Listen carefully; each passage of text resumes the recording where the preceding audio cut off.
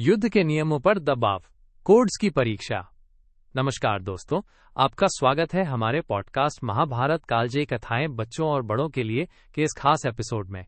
आज हम एक ऐसे विषय पर चर्चा करेंगे जो महाभारत के युद्ध से जुड़ा है, लेकिन साथ ही आज के समय के लिए भी बहुत महत्वपूर्ण है। ये कहानी है युद्ध के नियमों, उनके बनाए जाने के कारण और जब परिस्थितियां कठिन हो जाती हैं तो उन नियमों पर पड़ने वाले दबाव की।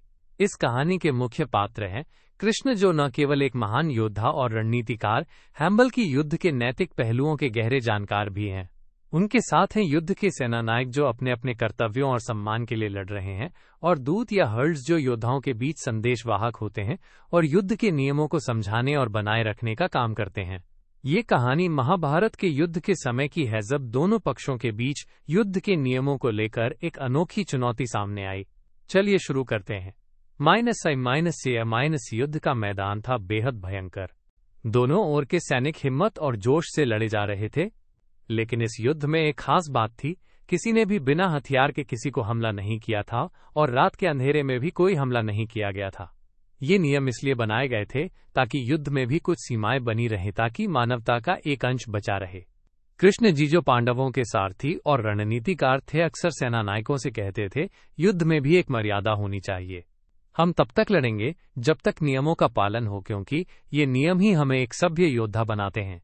उनकी ये बात सुनकर सेनानायक सिर हिलाते और नियमों को मानने का संकल्प लेते।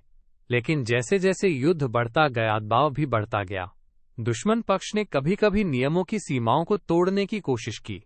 वे रात में हमला करने की साजिश रचते या बिना हथियार वाले सैनिकों पर हमला करते। ऐसे में पांडवों की सेना के भीतर भी सवाल उठने लगे, क्या हम नियमों का पालन करते रहें जबकि विरोधी इसका उल्लंघन कर रहे हैं? एक दिन कृष्ण और सेना नायकों की सभा हुई। हर्ड्स ने बताया, दुश्मन ने कल रात एक गुप्त हमला किया जिसमें हमारे कुछ सैनिक घायल हुए। अब सवाल ये है कि हम कैसे प्रतिक्रिया दें। कृष्ण ने गंभीरता से कहा, युद्ध के नियम इसलिए बनाए गए हैं ताकि युद्ध भी एक प्रकार की न्यायप्रियता और सम्मान के साथ लड़ा जाए। अगर हम नियम तोड़ेंगे तो हम उस सम्मान को खो देंगे। लेकिन हमें यह भी समझना होगा कि युद्ध की सच्चाई में कभी कभी परिस्थितियां हमें मजबूर कर देती हैं। उद्धरण चिन्ह। सेना नायकों ने पूछा, तो हम क्या करें? क्या हम भी उनके जैसा व्यवहार करें? कृष्ण ने मुस्कुराते हुए कहा, कोई भी नियम तब तक मायने रखता है जब तक हम उसमें ईमानदारी से विश्वास करते हैं। यदि जरूरत पड़ी तो हम नियमों में थोड़ी लचीलापन ला सकते हैं, परंतु उस उल्लंघन का पूरा जवाबदेही भी हमें निभानी होगी। इसे मैं स्वीकार करना और पुनः स्थापना कहता हूं। उद्धरण चिन्ह। उन्होंने आगे समझाया, मान लीजिए हमने रात में हमला किया तो हमें युद्ध के बाद दुश्मन को क्षतिपूर्ति देनी होगी या किसी अन्य तरह से उस गलती को सुधारना होगा।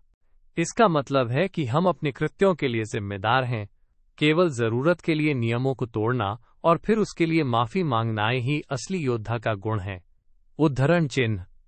ये बात सुनकर सभी सेनानायक और हर्ड्स सोच में पड़ गए। कृष्ण ने एक उदाहरण दिया, जैसे स्कूल में हम नियम तोड़ते हैं तो हमें टीचर से माफी मांगनी पड़ती है और उस गलती को सुधारना होता है। युद्ध में भी ठीक वैसा ही है। नियम हमारे लिए मार्गदर्शक हैं, लेकिन जब परिस्थिति हमें उनसे हटने पर मजबूर करे तो हमें उसका जिम्मा भी उठाना होगा। उद्धरण चिन्ह। सेना ने इस दर्शन को अपनाया।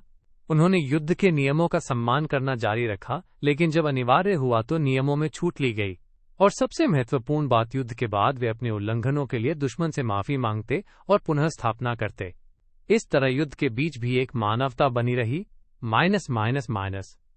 तो दोस्तों, आज की कहानी से हमें ये सीख मिलती है कि चाहे हम कितनी भी कठिन परिस्थितियों में हो, नियमों और सम्मान का पालन करना जरूरी है। लेकिन अगर कभी मजबूरी में नियम टूट भी जाएं तो उसे स्वीकार करना और सुधारना भी उतना ही महत्वपूर्ण है।